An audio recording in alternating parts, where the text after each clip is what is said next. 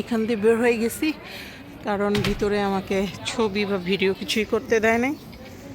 হ্যাঁ, এটা একটা প্যালেস এখন বর্তমানে হোটেল। আর এই সেই নর্থ জে, উত্তরের সাগর। আমরা এখানে চলে এসেছি। সো আজকে ওয়েদারটা খুব সুন্দর, খুবই সুন্দর। এখানে খুব সুন্দর সুন্দর মূর্তিও আছে। দিস ওয়ান সামনে আমাদের দলবল, তারা সিঁড়ি দিয়ে টুকটুক করে নেমে যাচ্ছে।